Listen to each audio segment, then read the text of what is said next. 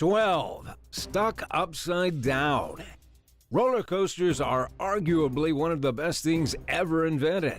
With the twists, turns, and elevations, it is without a doubt a thrilling experience. These rides really get your heartbeat racing. But who knew that it can also give a blood rush to the brain?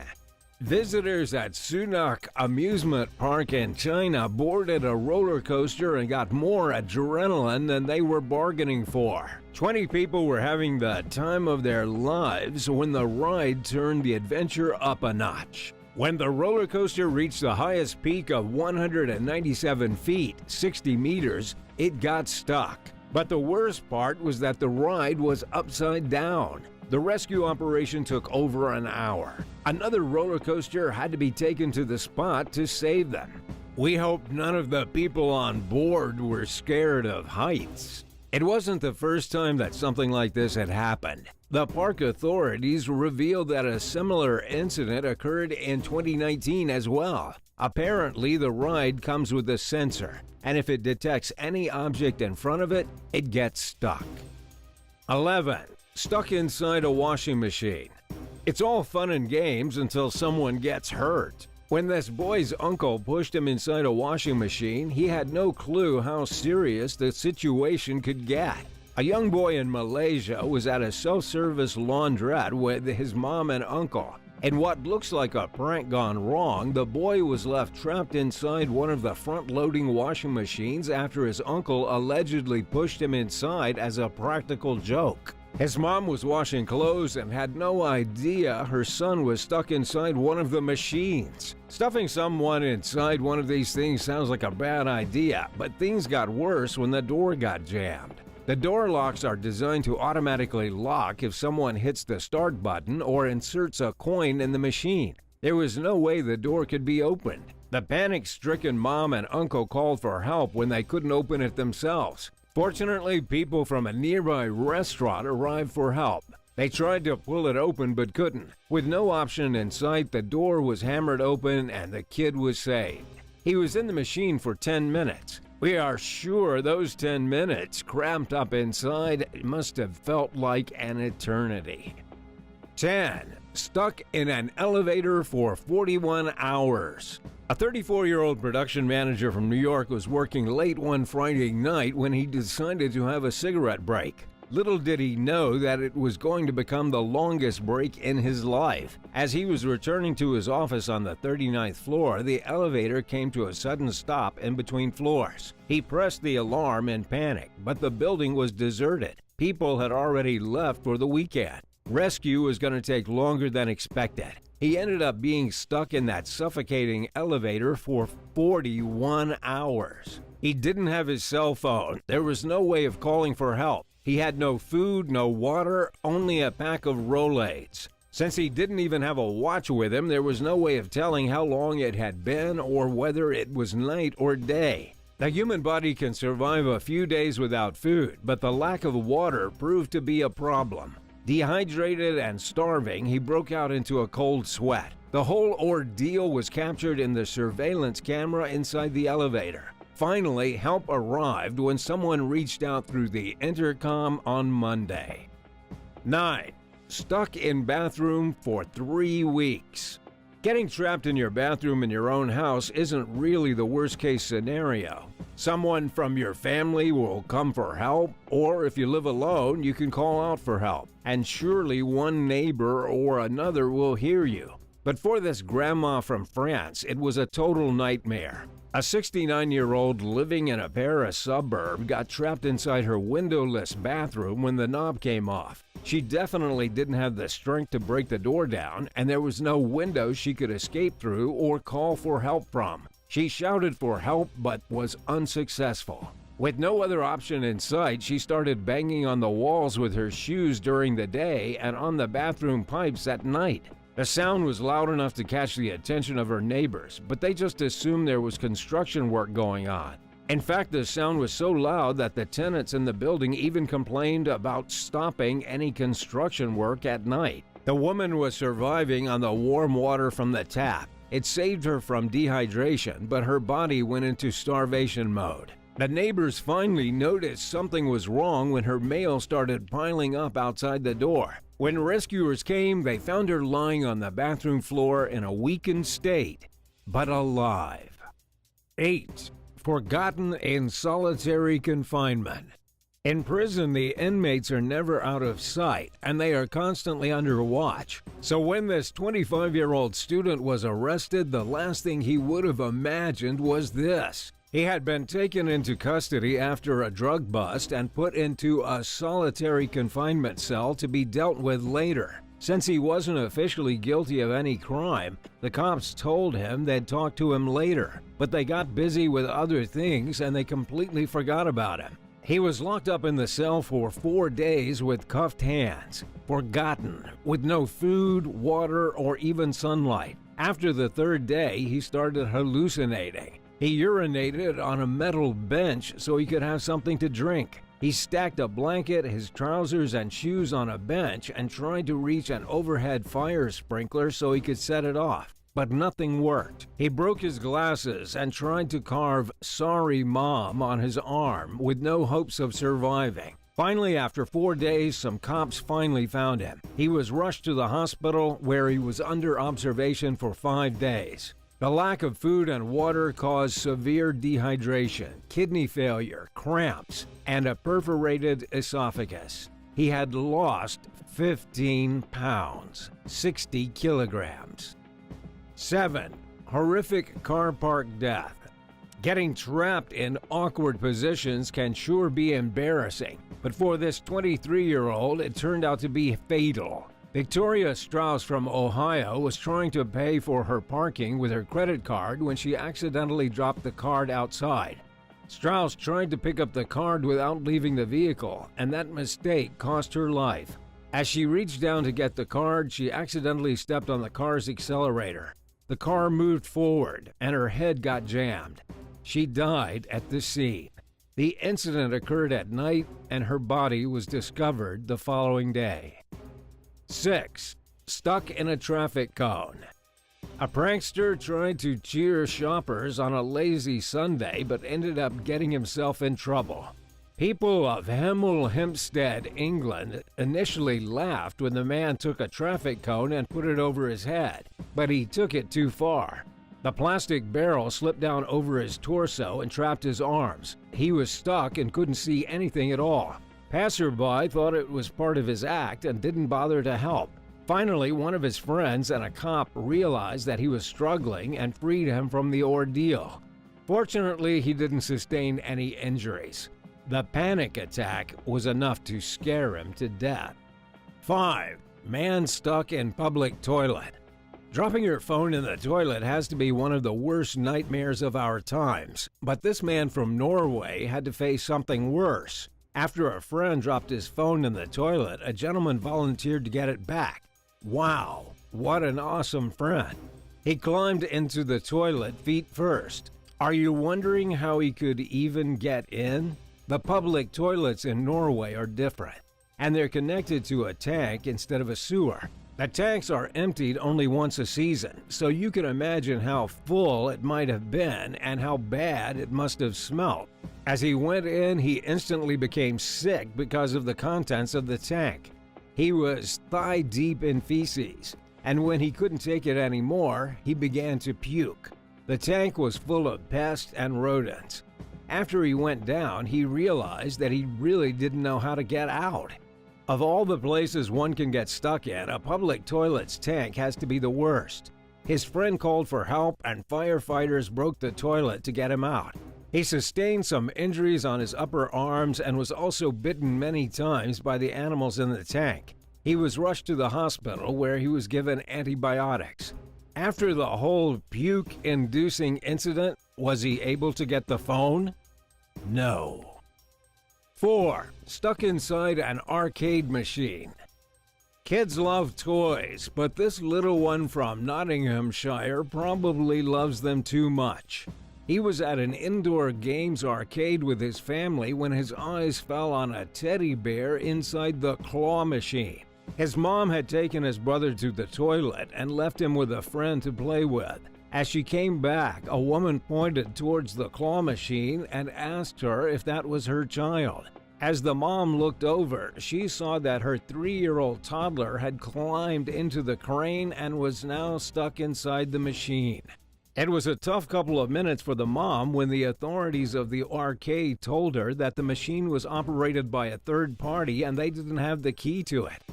But luckily the machine was sealed with padlocks. It took 10 minutes for them to break the padlocks, and finally the toddler was reunited with his mom. 3. Burglar gets stuck.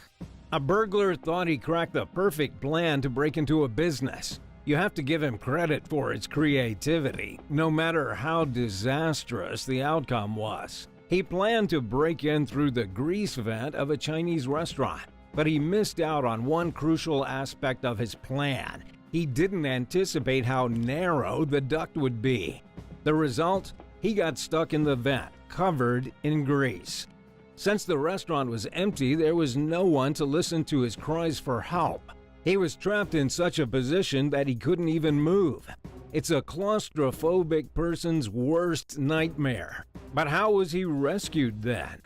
People had heard a faint voice calling for help and then discovered him stuck there. Firefighters had to work for an hour to get him out of the mess. When they finally took him out of the vent, he was rushed to the hospital. The man was severely dehydrated and exhausted.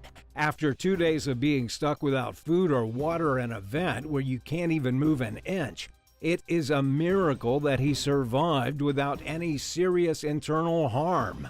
Wait a minute. Was the man arrested for trying to break in?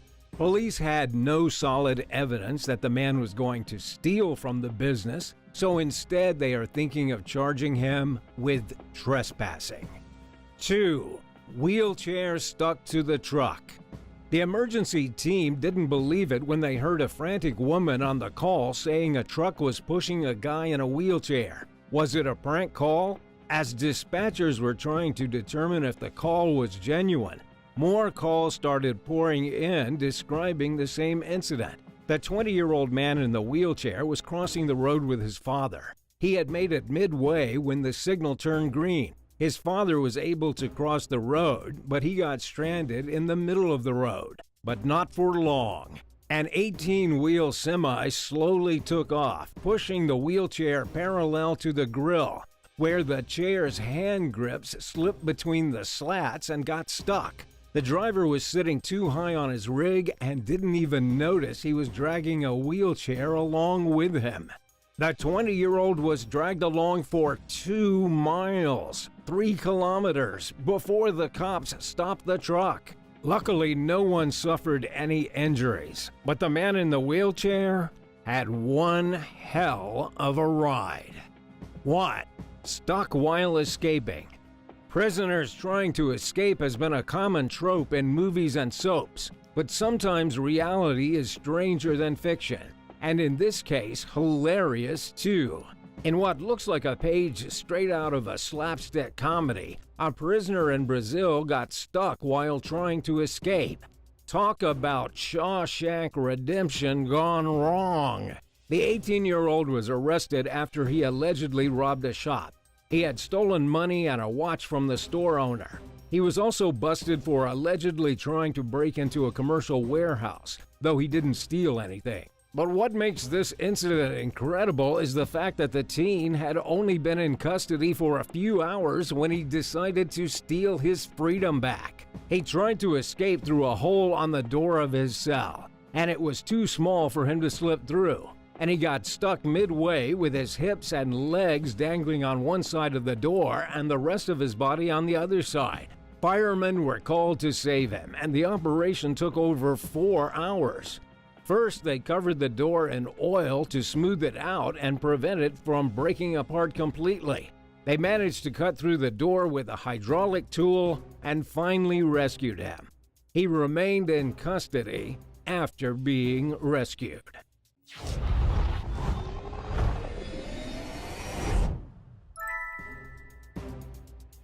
Number 8. Samantha Grace Vaughn. In 2019, a mugshot of a heavily tattooed woman with an injured forehead and an ear-to-ear grin on her face went viral. Her name is Samantha Grace Vaughn, and she's from Copperas Cove, Texas. She was brought into the police station after allegedly getting drunk and causing a scene at a nightclub, while her baby sat alone in her car in the parking lot. Someone noticed Samantha's child in the vehicle unattended and called the police. Officers tracked the missing mother down and immediately noticed that her breath smelled like alcohol.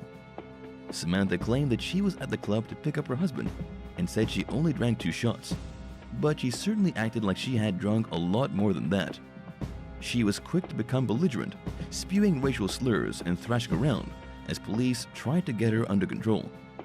After being placed into a squad car, she banged her head into a steel bar, causing the injury that can be seen in her mugshot. Samantha's blood alcohol level tested at 0.148, which is nearly twice the legal limit. She was certainly in no condition to drive, especially with a baby in the car, and she most likely had way more than just 2 shots. There wasn't much for her to smile about that night, but she eagerly showed her pearly whites to the camera down at the police station. Samantha faced charges of abandoning or endangering a child with intent to return, resisting arrest, and making a terroristic threat against a public servant. We couldn't find any updates on the case, so we're not sure how it turned out. Number 7. Brittany Kirschenhofer and Oscar Torres. In a case described by seasoned law enforcement veteran as some of the most appalling examples of child neglect that I'd ever heard of, police discovered 3 malnourished and abused teens at a home in Port St. Lucie, Florida, earlier this year. There were 5 children at the residence together, but 2 16-year-olds and a 17-year-old seemed to be the primary targets of the cruelty that was allegedly going on in the home.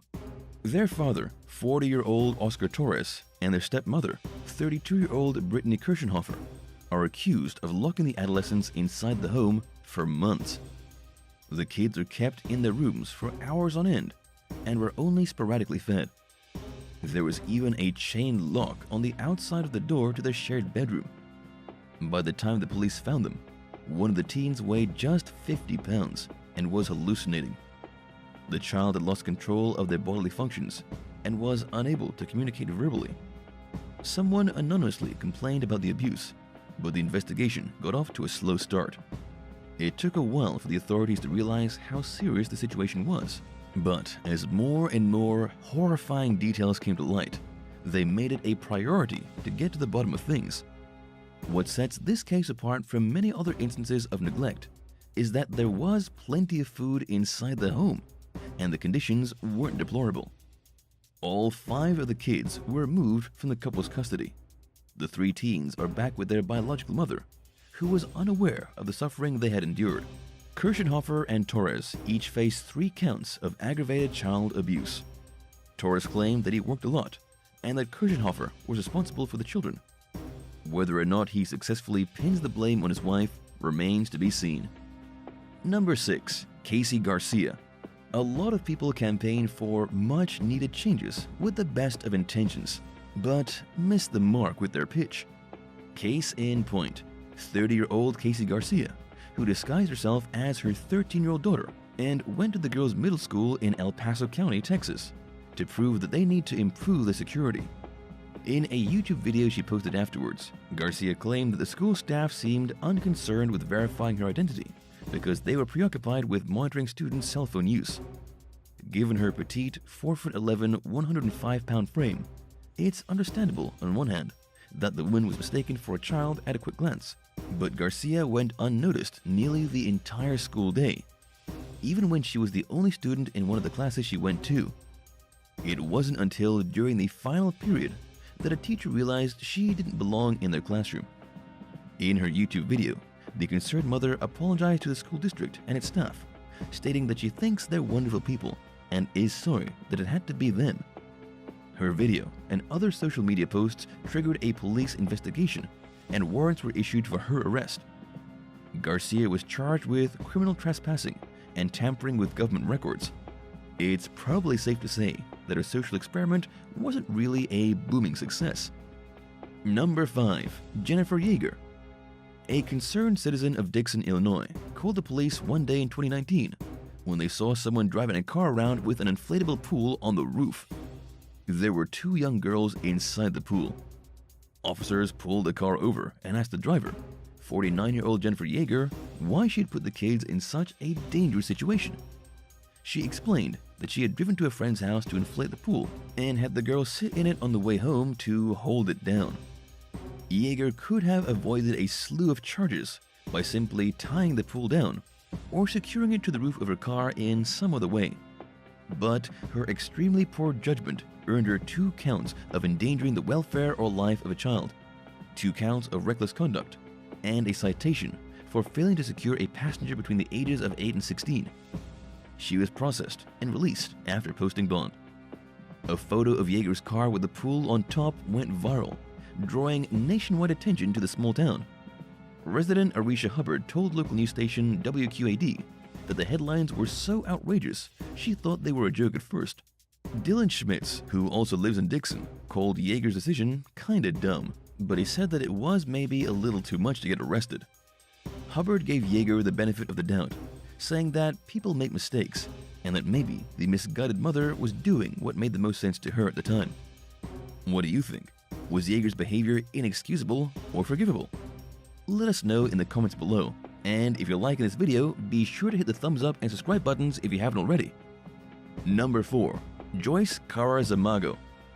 44-year-old Joyce CARA ZAMAGO made the mistake of a lifetime in August when she was too drunk to drive after a day-long alcohol binge and let her 14-year-old daughter get behind the wheel. ZAMAGO's 3- and 4-year-old children were also in the van, and nobody was wearing a seatbelt or in a child safety seat. The teenage driver made a left-hand turn in front of an oncoming SUV, and the 2 vehicles crashed, killing the 2 younger children. ZAMAGO argued that she didn't permit her daughter to drive, but that she was too drunk to stop the girl from doing it. Meanwhile, the prosecution insists that the teen didn't want to drive, but that her mother had forced her to do it. Police charged ZAMAGO with a laundry list of felonies, including allowing a minor to drive, driving without a license, causing death or serious injury, and aggravated child abuse. The judge allowed her to attend the children's funerals, but ordered her not to have any contact with minors, to wear an alcohol monitoring device, and to take random drug and alcohol tests. A Florida Highway Police detective described the van as filthy, cockroach-infested, and littered with open beer cans. He also said that it was covered in blood from the family's injuries. When the judge asked if she attended alcohol counseling, ZAMAGO invoked her Fifth Amendment right against self-incrimination. But she did point out that she goes to church 4 times a week and goes to counseling 5 days a week. Licensed mental health counselor Dr. David Thomas told Wink News that the tragedy's emotional consequences would be far-reaching for the underage driver, who now has to cope with his sibling's death and the guilt that probably came along with being behind the wheel. ZAMAGO's poor decisions not only left her daughter with a heavy emotional burden, it tore the family apart entirely, with the children being placed into foster care while the case is still under investigation. Number 3. Gloria Williams and Brian Coulter. In late October, police in Houston, Texas received a call from a 15-year-old boy who said that his mother and her boyfriend had abandoned him and his 3 siblings in an apartment several months before. The traumatized teen said that his 9-year-old brother's remains had been in the bedroom next to his for a year. Officers found the boy with 2 living siblings, aged 10 and 7, and just as their older brother had warned, the deceased siblings' decomposed remains were also at the residence. An autopsy found that the child died from homicidal violence with multiple blunt force injuries. The surviving trio cared for each other as best as they could for their young ages. None of them had been to school in over a year, and with little resources and no parental guidance, they were stuck living in filth. They were also injured and malnourished. Neighbors got to know the oldest child over time.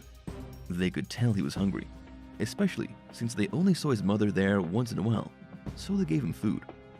But they didn't know that there were other kids in the home, and they didn't call 911 because they were simply unaware of the gravity of the situation. 35-year-old Gloria Williams was charged with a handful of child abuse crimes, as well as tampering with evidence involving a human corpse. Her boyfriend, 31-year-old Brian Coulter, was charged with murder in connection with the little boy's death. The Harris County District Attorney's Office is accusing Coulter of intentionally, knowingly, and recklessly causing bodily injury to the child. The children could have dialed 911 themselves much earlier than they did, but they were afraid to. It appears as though they were still being abused even after Williams and Coulter moved out during the couple's periodic stops at the house. The pair are currently behind bars, with Williams' bail set at $1.5 million and Coulter's bond set at $1 million. Number 2. Deborah Harrell. Let's face it, childcare is outrageously expensive and difficult to find, especially during the summer when school is out. When single mother Deborah Harrell took a job at McDonald's in North Augusta, South Carolina, she struggled to find a steady place for her 9-year-old daughter Regina to go to while she worked.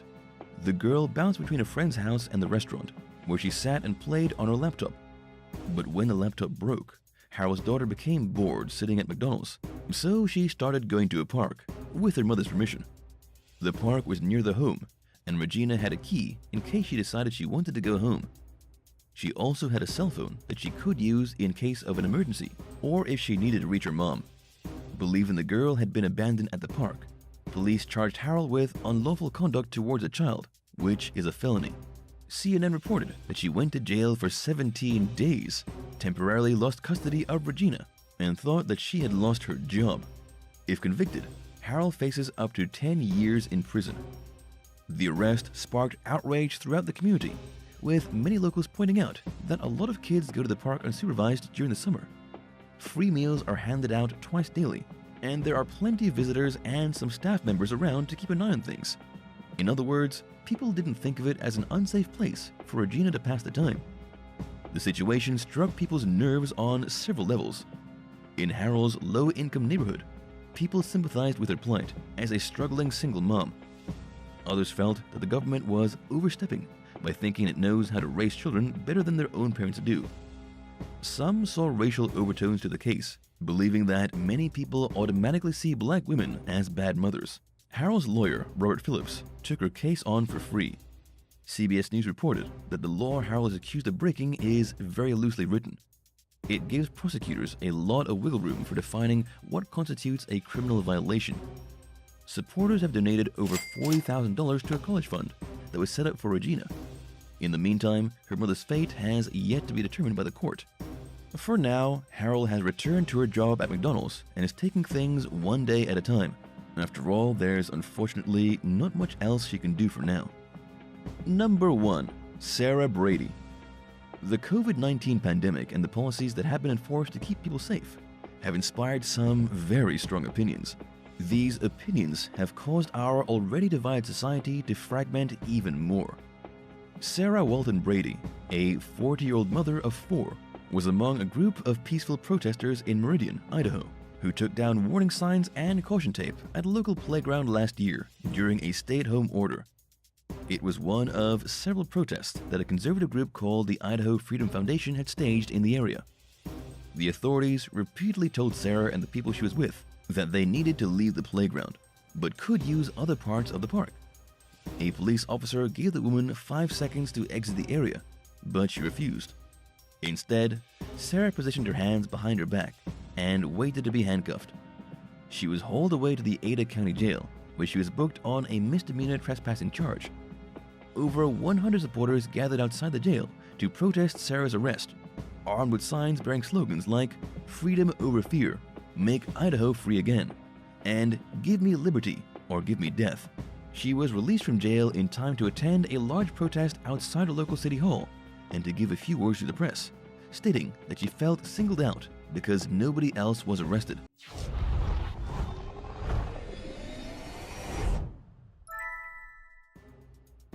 Ten. Snake on the loose. A snake freak, meaning an individual with way too many snakes, has come under fire from the reptile community on how he handles his animals. It all started when the snake collector accidentally let his zebra cobra get out of its cage and slither away into a North Carolina neighborhood. His name is Christopher Gifford, 21 years old. His deadly snake escaped in Raleigh and was on the loose for months. He was charged in August with 40 misdemeanors, all revolving around this one venomous snake's escape. The biggest issue with Gifford's snake is that it got out in November, but he didn't tell anyone until June when neighbors saw it outside his house. And this wasn't a python or a little garden snake, it was a zebra cobra. The zebra cobra is a native to Africa and can spit venom over 9 feet. If that venom gets in your eyes, it can cause your nervous system to shut down. And if it bites you, it's an almost certain death sentence. The people of Gifford had no idea this deadly animal was slinking around their houses all winter. It's just lucky that residents spotted this snake when they did and called animal services. It took professionals 2 days to capture the snake in late June, finally making the neighborhood safe once again. And if you're wondering how a 21-year-old got this kind of snake in the first place, just listen to this. North Carolina is one out of 3 states in the USA that allows exotic pet ownership. In North Carolina, you can purchase a venomous cobra on the internet for less than a used iPhone. 9. Murder in a pet shop. A man in the Detroit area has gotten into some serious trouble after a violent outburst in a pet shop. Not only should this man be barred for life from ever entering a pet store, but he needs a serious mental evaluation. According to the report from ABC News, Ali Shahade walked into the pet shop and stomped on a parakeet until it was dead. He's been arraigned on third-degree animal killing and thankfully ordered by the judge to undergo a psychological evaluation. He's also been banned from ever having a pet or any animal of any kind in his home. It all started when the police responded to a call of animal cruelty at the Allen Park Pet Shop and found the parakeet dead inside. The store owner said that Ali had purchased the bird previously. He came in that day angry and distraught, demanding a refund of $30 for the bird. He carried it inside a cardboard box. The pet shop owner was happy to give a refund as long as the man gave back the bird, which he clearly wasn't taking very good care of. But when the pet shop owner opened the box and looked at the bird, he saw that it had a bloody wing. The man then became furious, turned over the box so that the still living bird was flopping around on the floor, and he stomped on it before storming out of the shop. Sadly, the bird never recovered. 8. Too much barking. A woman in Florida couldn't handle her dog's barking and biting. If she didn't like barking and biting, she should have had the dog trained, or she shouldn't have gotten a dog in the first place. But that's neither here nor there. According to the Manatee County Sheriff's Office, maintenance workers repairing an air conditioning unit at the house of this woman, named Margaret Kinsella, witnessed her take her chocolate Labrador out for a walk. When she returned, she took the dog directly into the bathroom. The maintenance workers then heard Margaret screaming and the dog making terrible noises of distress. This distressed the workers, who asked if she needed some help. She basically told them to mind their own business. But then a minute later, the screaming got so loud that one of the maintenance workers forced his way into the bathroom and saw the dog floating dead in the bathtub. Being a good person, the worker pushed past the woman and tried to get the dog out of the tub, but it was just too late. Margaret admitted that she drowned her own dog because she was tired of it barking and nipping at her all the time. Her other excuse was that she was dealing with anxiety and depression because her husband and father both died that year. According to the affidavit, she was frustrated and probably took out her pent-up anger on her innocent dog. She's since been arrested and is facing charges of aggravated animal cruelty. 7. Death by sword. A teenager in Lake County was arrested by the police on charges of animal cruelty after he butchered the family dog with a sword. According to the sheriff's office, the 17-year-old, who has not been named, was reported by his mother and stepfather after he admitted what he did to the dog. The disturbed young man took the family pet, a retriever mix, and tied the animal to a tree in the backyard. He then used a sword to slash the dog repeatedly and stab the dog over and over again. When the police searched the house, they found a katana-like weapon covered in dog hair and dried blood. Sadly, the pet in this situation had no chance of survival.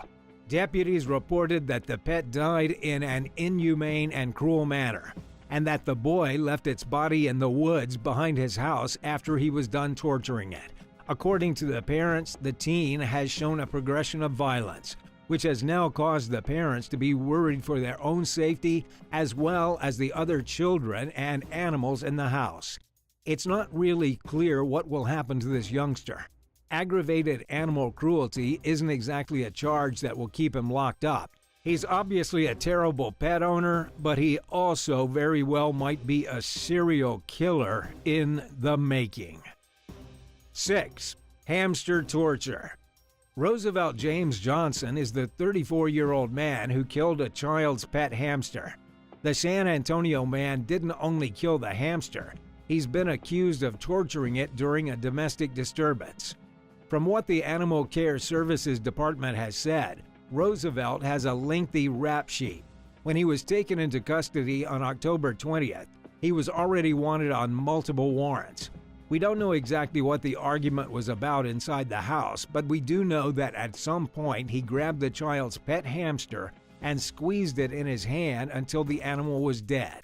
This absolute sick monster crushed the hamster in his fist. The only good news here is that it looks like Roosevelt James Johnson is facing 25 years in prison, not for the charge of cruelty to a non-livestock animal, but because of charges of continuous family violence.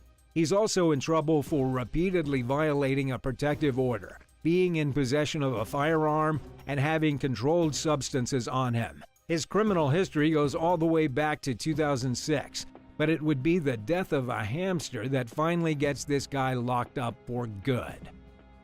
5. Grilling the dog. An incredibly intoxicated man shot his dog and then cooked it. As hard as that is to believe, it's 100% true. Police in Bucks County, Pennsylvania responded to a call about a couch fire on somebody's front lawn. When the officers arrived, they found a man named Nikolay Lekyankov sitting on the front of a burning couch, setting $100 bills on fire. He also had a gun sitting beside him in plain view, along with a charred corpse of an unknown animal inside the fire pit on a metal grill. The scene was pretty perplexing to the officers. After they questioned Nikolay, they learned the unknown animal was actually his dog. This terrible pet owner shot the animal in his room earlier that day, then decided to go out and cook him on the grill. Though so far as we know it, he didn't actually eat the dog, he only cooked it. In this case, the bad pet owner got everything that was coming to him. Because the police found so many bullet holes throughout the home, presumably from where he had shot at his dog, he was charged with discharging a firearm in an occupied structure. He was also charged with recklessly endangering others and aggravated cruelty to animals. He was thrown into jail with bail set at $1 million. What do you think should be the punishment for someone who kills their own dog and then grills it on a couch fire? Let us know your thoughts in the comments, and don't forget to hit subscribe before the end of the video. 4. The neighbor's cat. A man has gotten into some serious trouble for shooting and killing his neighbor's family pet. But we're not talking about a dog this time. It was actually a cat. The owner of the cat, Kale Allagood, lost her marbles when she looked outside to see her neighbor with a rifle and her cat dead. When she ran over and confronted the man who still had the rifle in his hands, all he said was that her cat was bothering his dog. Furious, Kale called the police. Investigators arrived at the home to investigate, soon learning that the neighbor, Jonathan Alexander Humphreys, shot and killed Kenny the cat, then tried to dispose of the evidence. After he shot the cat, he put its body in a fire pit and hid the collar. But Kale caught him before he could completely cover his tracks. In his defense, Humphreys claimed that he was walking his puppy when the cat hissed at it. Clearly, this man should not have a puppy if he can't even handle a cat. He threw a rock at the cat, but it didn't leave. So he went to his truck, got his rifle, and shot the cat from about 43 feet. He then walked up to the cat and shot it again at point-blank range. Humphreys was charged with animal cruelty, but released from police custody the same day. So far as we know, he still has his own puppy. Let's just hope he doesn't shoot that, too. 3. Walking the dog. In the Canadian province of Nova Scotia, a woman was walking her dog when it turned on her in the worst possible way. According to the Royal Canadian Mounted Police, the dog was a pit bull, with the woman being a resident of a rural community in the middle of pretty much nowhere. Her body was discovered in a ditch covered in blood by another girl walking her dog. The girl flagged down a car, they were able to phone the police, and the dog took off running. The cops put out an alert on Twitter for locals to be aware of a violent and dangerous animal. Then at 9:30 that night, a man named Mark Taylor found it running down the street. He had seen the reports and was worried that the animal might attack his grandchildren, so he ran the thing over and killed it. We can only guess at the relationship between the woman and her dog, but considering her very own dog viciously attacked and killed her in the middle of a daytime stroll, chances are she either didn't know what she was doing and shouldn't have had a dog in the first place, or was mean to the pit bull and, well, it did what pit bulls sometimes do. 2. A bad pet sitter. A woman's boss wanted her to watch her 2 dogs. There was a work emergency and she couldn't get a hold of a sitter in time and didn't want to leave her 2 dogs alone. But the unnamed employee didn't answer her phone, and so she didn't go over to watch them. This meant that the 2 dogs were home by themselves. One of them was a much larger dog with previous incidents of violence. It had previously ripped apart the boss's daughter's hamster and ruined its cage. When the boss came home, she found that the larger dog had killed the smaller dog. She then blamed her employee, saying it was her fault because she didn't answer her phone. This is obviously not the employee's fault, but rather the boss, who is a terrible dog owner. She left the 2 dogs alone, fully aware that the big one was violent, and it resulted in the smaller dog being mauled to death. And to make matters worse, the boss now has a vendetta against her employee. She's been rude to her ever since the incident, even low-key threatening to fire her. 1. Cornwall dog attack. Sadie Totterdell is a bad dog owner. She's also a nail technician and a friend of Frankie McCritchie's mom. Frankie was just 9 years old when Sadie's dog mauled the poor boy to death while he was alone with the animal in a caravan. His mother, Tawny Willis, was hanging out with Sadie in the adjacent caravan in Cornwall as the incident was unfolding at 5 o'clock in the morning. Sadie's dog, a 7-year-old bulldog-type monstrosity, had been left alone with the boy. This was despite the fact that the dog, named Winston, had allegedly been involved with at least 4 other attacks previous to this one. But sadly for the family of Frankie, this would be Winston's final attack. By the time paramedics arrived at the scene, the boy was unresponsive, ripped apart from the dog's vicious teeth. Realizing what her dog had done, Sadie took off. She caught a train to the nearby town of Plymouth, cleaned the blood off of herself in the toilet, and then was promptly arrested by officers waiting for her at the station. She was arrested on charges of having a dog dangerously out of control, as well as manslaughter for the boy's death. The dog remains in a kennel, as the police still haven't decided whether to put the dog down or not. We also don't know yet if Sadie will get jail time for letting her animal rip the child to pieces. What do you think the punishment should be for someone who kills their own pet? Let us know in the comments, and don't forget to hit subscribe to help support the channel. Thanks for watching, and check out more awesome videos from us. See you next time. Bye.